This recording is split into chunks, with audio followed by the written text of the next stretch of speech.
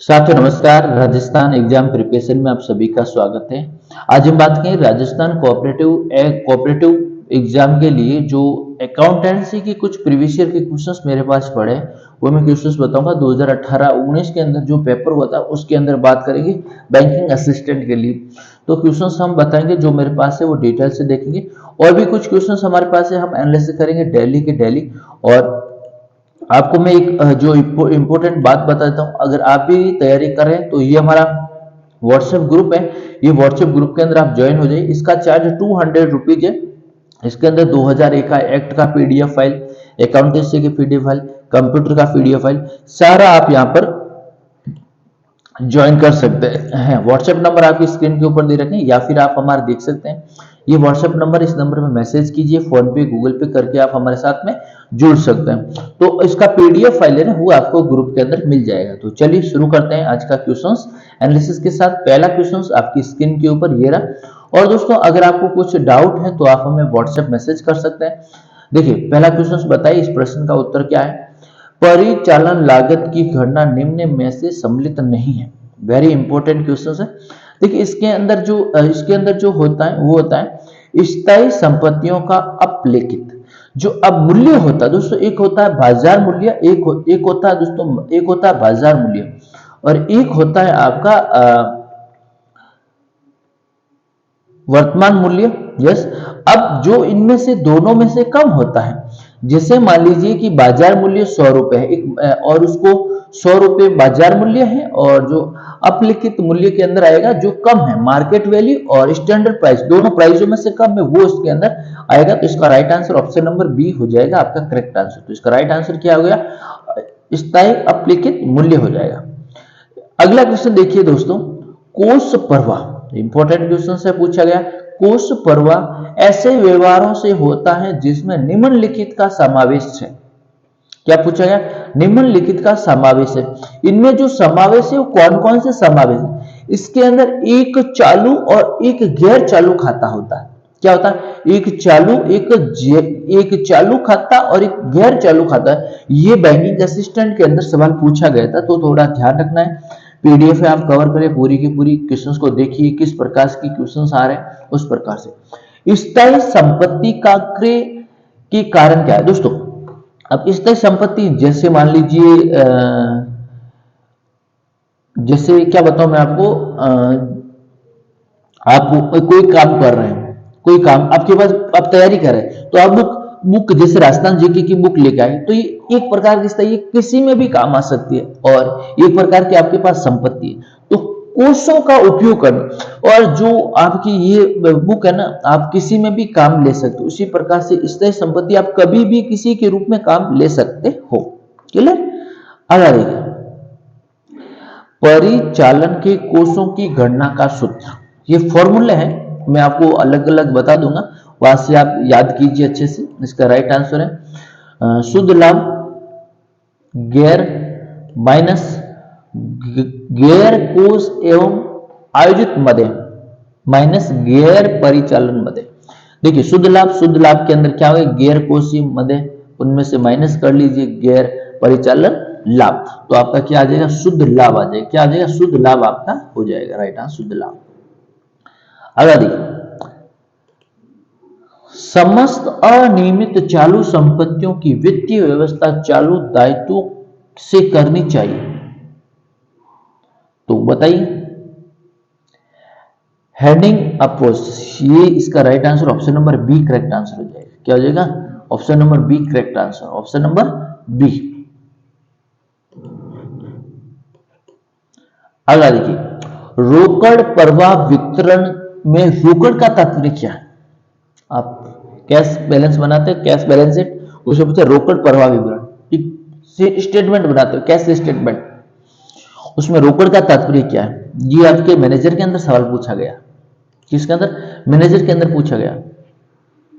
तो नगद क्या होता है, नगद एक तो पास और एक बैंक शेष, यही नगद होता है। बाकी आप इसे केवल नगद केवल शेष कार्यशील पूंजी तो हो ही नहीं सकती है।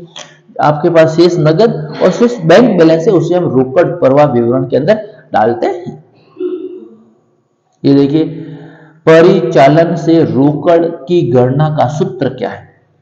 परिचालन से रोकड़ से गणना सूत्र, रोकड़ का गणना सूत्र क्या है? Yes, right answer is option number C, परिचालन से कोष प्लस चालू खातों से परिवर्तन। यस, चालू अनुपात किसे कहते हैं, क्या पता? चालू अनुपात,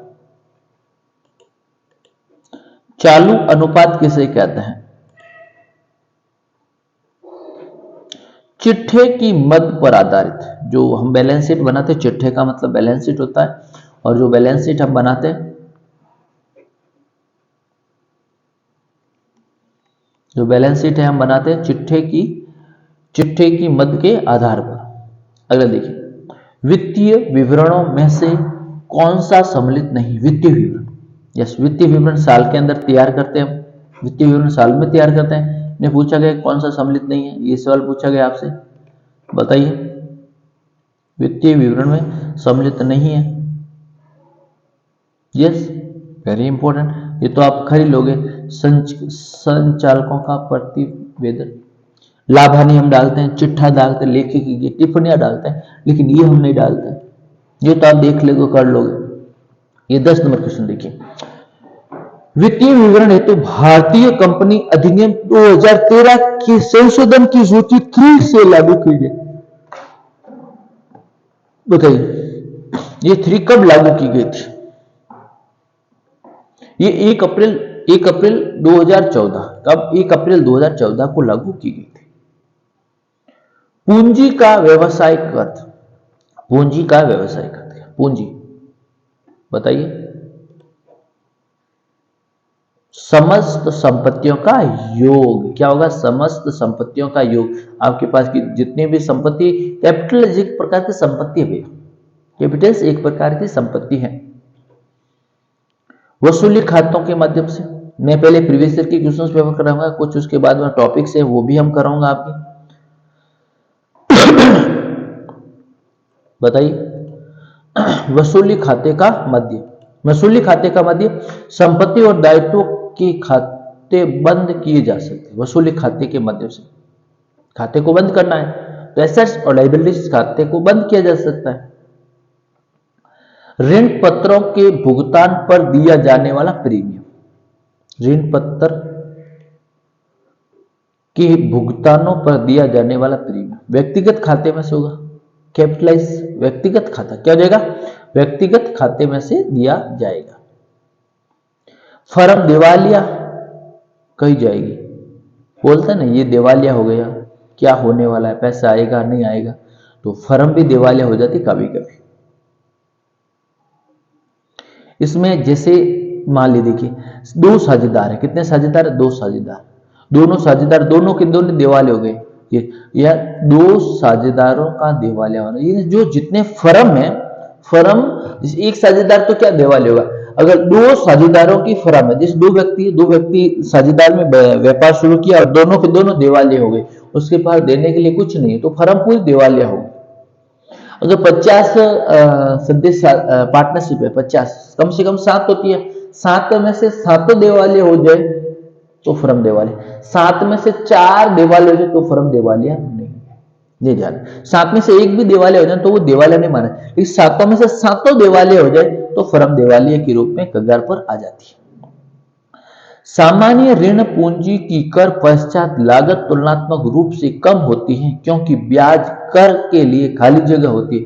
घटाई जाने वाली मत, जोड़ने वाली मत, सामान्य मत या उपरोक्त में से कोई नहीं, बताइए। घटाई जाने वाली मत क्या है? जो घटाने वाली मत क्या हो जाएगी? ब्याज कर के लिए घटाने वाली मत। बजटिंग, नियंत्रण में वास्तविक एवं बजटिंग समस्या में से तुलना करने हेतु जारी विचार, नियंत्रण अनुपात, विशेषज्ञों की राय या फिर आप उसका परमाप। तो इसका राइट आंसर है नियंत्रण अनुपात होता है। क्या होता है? एक प्रकार का अनुपात होता है, अनुपात के रूप में काम लेते हैं।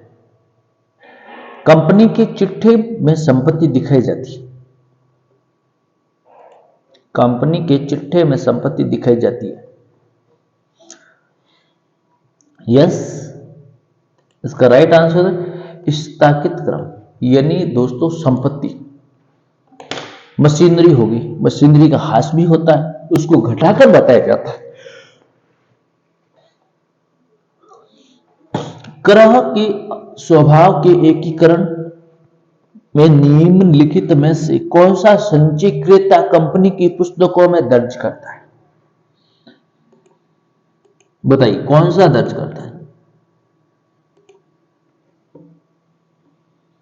यस, विनियोग छूट संचय। कौन सा है? विनियोग छूट संचय। सेबी के अनुसार ऋण पत्रों पर ब्याज की दर कितनी होती है? सेबी के अनुसार। किसके अनुसार पूछा गया? सेबी के अनुसार पूछा गया। तो सेबी के अनुसार इसकी कोई सीमा निश्चित नहीं है। सेबी के अनुसार इसकी कोई सीमा निश्चित नहीं है, कोई सीमा निर्धारित नहीं है। आज का अंतिम क्वेश्चन देखिए, इंपॉर्टेंट क्वेश्चन है। ऋण पत्र। कौन सा? ऋण पत्र के निर्गमन पर प्राप्त प्रीमियम हस्तांतरण होता है, बताइए मेरे को। प्रतिभूति प्रीमियम खाते में, संचय सामान्य संचय खाते में थे, लाभ हानि खाते में थे, बताइए। ये इसका राइट आंसर दोस्तों प्रीमियम जो होता है, ऋण पत्रों की जो प्रीमियम हस्तांतरण होता है वो प्रीमियम प्रतिभूति प्रीमियम खाते से ही होता है। तो दोस्तों ये क्वेश्चन से कुछ इंपॉर्टेंट क्वेश्चन से राजस्थान कोऑपरेटिव बैंक के लिए। वीडियो को लाइक शेयर कमेंट्स करें, अपने सुझाव देते रहें। थैंक यू सो मच, धन्यवाद।